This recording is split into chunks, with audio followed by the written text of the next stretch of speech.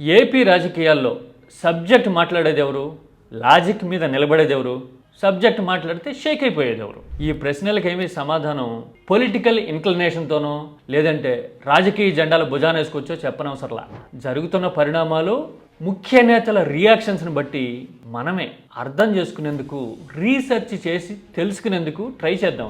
అలా చేస్తే గనక చంద్రబాబు ఎలాంటి పరిస్థితుల్లో ఉన్నారు, జగన్ ఆర్గ్యుమెంట్ ఎలాంటి ఇంపాక్ట్ చూపిస్తూ ఉంది అనే విషయం మనకి క్లియర్ కట్గా అర్థమవుతుంది. ఇది కేవలం పోల్చి చూపించే ప్రయత్నం మాత్రమే కాదు, వాస్తవాలను వివరించేందుకు ప్రాక్టికల్గా అనుసరిస్తున్న ఒక ఈక్విలిబ్రియం లాంటి ఈక్వేషన్ అనుకోండి.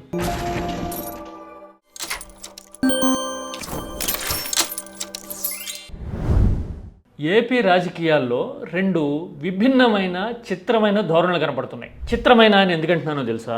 మీడియాలో ఒక పార్టీని, ఒక ఐడియాలజీని, ఒక నాయకుడిని అరాచకమని, అసలు దారుణం, దుర్మార్గం అని నెత్తి నోరు బాధేసుకోవటము, డీఫేమ్ చేయడానికి, నెగిటివ్ ఆరా చుట్టబెట్టడానికి చేయని ప్రయత్నాలు అంటూ ఉండవు. అసలు ఇలాంటి వాడు ఏపీ రాజకీయాల్లో ఎందుకున్నాడు, బహిష్కరించేయాలి అని మాట్లాడడం కూడా టీడీపీ మీడియాలో కనపడతా ఉంది. ఎస్, ఇదంతా జగన్మోహన్ రెడ్డి గురించి, వైసీపీ గురించి నిరంతరం ఏదో రకంగా కాంప్లికేట్ చేసేయాలి, నెగిటివిటీ ఆపాదించేయాలని ట్రై చేస్తుంటారు కదా. బట్ ప్రాక్టికల్గా ఎవరు ఎలాంటి అప్రోచ్తో ఉన్నారు, ఎవరు నెగిటివ్ మైండ్ సెట్తో ఉన్నారు, ఎవరు పాజిటివ్ మైండ్ సెట్తో కన్స్ట్రక్టివ్గా వెళ్తున్నారు అనేది చూడడము, డిస్కస్ చేయడము ఇక్కడ ఉద్దేశం. ఇంతకీ చంద్రబాబు మాట్లాడే ధోరణి ఎలా ఉంది ఈ మధ్యకాలంలో? అఫ్ కోర్స్ ఆయన ప్రతిదీ నేనే ఇన్వెంట్ చేశానని, మైక్రోసాఫ్ట్ పెట్టడానికి కూడా తానే కారణమని మాట్లాడి ఉండొచ్చు గతంలో. కానీ సబ్జెక్ట్ విషయానికి వచ్చేసరికి సాలిడ్గా చంద్రబాబు నిలబడుతున్న దాఖలాలు ఏమైనా ఉన్నాయా అంటే నేనైతే 2 ఎగ్జాంపుల్స్ కోట్ చేస్తాను. ఒకటి విశాఖ ఉక్కు విషయంలో, రెండోది రాయలసీమ ఎత్తిపోతల విషయంలో. మొదట విశాఖ ఉక్కు విషయం చూద్దాం. ఎవరు చెప్పారయ్యా నీకు? ఎవడు చెప్పాడు? బుద్ధి ఉండాలి. ఏం తీసుకోవాలి, ఏం తీసుకుంటారు? 12,000 కోట్లు ఇస్తే ఏం తీసుకుంటారు? నీకు వచ్చి మీ ఇంటికి వచ్చి చెప్పాలా అని క్వశ్చన్ చేసిన వాళ్ళ నోరు ముయించేందుకు గద్దించారు చూసారా. ఆ తర్వాత రాయలసీమ ఎత్తిపోతల విషయంలో ఏంటి దానివల్ల 20 టీఎంసీ నీళ్లు ఏమైపోతుంది చూశారు కదా. 22 టీఎంసీలో 20 టీఎంసీలతో ఏమైపోతుంది అని స్వీపీ కామెంట్లు చేయటం నిజంగా ఊహించం. నేనైతే అవునా, ఇంత ఒంటెత్తు పోకడతో ఎలా మాట్లాడేశారా, అర్రే కనీసం ఆలోచించి ఉండాల్సిందే అని అనుకున్నా. పైగా సబ్జెక్టుకి సంబంధించిన విషయాల్లోనేమో ఇలా ఉంది ధోరణి, ప్రొజెక్షన్స్, సొంత ఎలివేషన్ల విషయంలో మాత్రం చంద్రబాబు ఎలా ఉన్నారు చూడండి. నాకంటే ఎక్కువ గౌరవం పొందిన వాళ్ళు ఎవరూ లేరు. స్వాతంత్రం వచ్చిన తర్వాత కంబైన్డ్ ఆంధ్రప్రదేశ్ లో గానీ, విడిపోయిన తర్వాత గానీ. చూసారుగా, అంటే గాల్లో బాణం వేసినట్టే, అది ఎక్కడ తగులుతుంది ఏంటి అనేది కాదు, ఎలివేషన్ మాత్రం కింగ్ సైజ్ ఉండాలి, మ్యాక్సిమం ఉండాలి అనేది చంద్రబాబు ప్రయారిటీ. అంటే ఏతావాత ఏమర్థమవుతుంది, సబ్జెక్టు లాజిక్ విషయానికి వచ్చేసరికేమో ఫంబుల్ అవుతున్నారు, ఎలివేషన్లో మాత్రం ఎక్కడా తగ్గట్లేదు. మరి జగన్ పరిస్థితి ఏంటి? ముందు మీడియా ఇంటరాక్షన్లో జగన్ ధోరణి ఎలా ఉంటుందో ఒకసారి చూద్దాం. ఇందాక చంద్రబాబు గురించి వీడియో చూసాం కదా, ఎవడు చెప్పండి నీకు అన్నారు కదా. జగన్ని ఎవరన్నా క్వశ్చన్ చేస్తే సమాధానం కోసం అడిగితే ఏం మాట్లాడారో ఒకసారి చూద్దాం. మీరు గవర్నమెంట్ ఉన్నప్పుడు టీడీపీ వాళ్ళు ఆంధ్ర, శ్రీలంక అయిపోతుంది, సోమాలియా అన్నారు, నువ్వే పేరు చెప్పాలబ్బా, కొత్త పేరు ఏదన్నా, ఇంకా దేశం పేర్లు ఏదన్నా ఉంటే చెప్పు. చూసారుగా, టోన్ డౌన్ చేసి నువ్వే చెప్పు అని మాట కలిపి సరదాగా సంభాషించడం, ఇంటరాక్ట్ అవ్వడం చూసాం కదా. ఇది ఒక్కటే కాదు, సబ్జెక్టుకి సంబంధించిన ఏ విషయాలైనా, రాయలసీమ ఎత్తిపోతలు కావచ్చు, భోగాపురం ఎయిర్పోర్ట్ కావచ్చు, రాజధాని కావచ్చు, ఏదైనా కానీ విత్ డేటా, నెంబర్లు, అన్నిటికి మించి లాజిక్తో జగన్ మాట్లాడుతూ ఉన్నారు. ఆయన హయాంలో 50,000 అయితే మా హయాంలో 70,000 కోట్లు గ్రౌండ్ అయినవి.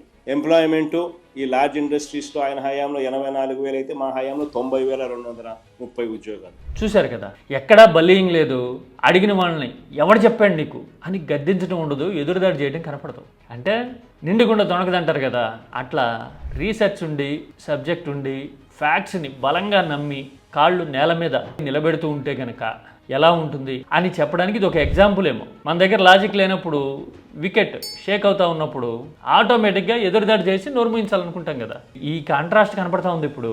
ఆ తర్వాత 2 పార్టీల అప్రోచ్లో కూడా పైనున్న లీడర్షిప్ని బట్టి స్పష్టమైన మార్పులు ఈ మధ్యన కనపడుతున్నాయి. ఇదివరకు వైసీపీని అంటూ ఉండేవాళ్ళు, బల్లింగ్ చేసేస్తున్నారు సోషల్ మీడియాలో, బూతులు తిట్టేస్తున్నారు, మబ్బో అని శుద్ధులు చెప్పేసేవాళ్ళు చాలామంది. జగన్ ఎప్పుడైతే ఇలా లాజిక్ మాట్లాడడము, డేటా తీసుకోవడము, సబ్జెక్ట్తో కౌంటర్ చేయడం మొదలుపెట్టాడో, వైసీపీ సోషల్ మీడియాలో ఇదే డేటా సర్క్యులేట్ కావడము, ఓహో ఇలా మాట్లాడాలా, ఇలాంటి లాజిక్ తీసుకోవాలా అన్నట్టుగా అప్రోచ్ మారిపోవడం ఈ మధ్యన కనబడుతూ ఉంది. వైసీపీ నాయకులే కాదు, సోషల్ మీడియాలో అభిమానించే వాళ్ళు కూడా ఇలాంటి ధోరణిని ఇప్పుడు మొదలు పెట్టడం ఏపీకి ఒక రకంగా మంచి పరిణామం అనుకోవాలి. ఎందుకో తెలుసా, గణాంకాలతో మాట్లాడితే, వాస్తవాలతో మాట్లాడితే వాదన అనేది సబ్స్టాన్స్ బేస్డ్గా ఉంటే కనుక వాస్తవాలు తెలుస్తాయి. చదువుకున్న వాళ్ళు, మిడిల్ క్లాసు నిర్ధారణ చేసుకుంటారు ఎవరేంటనేది.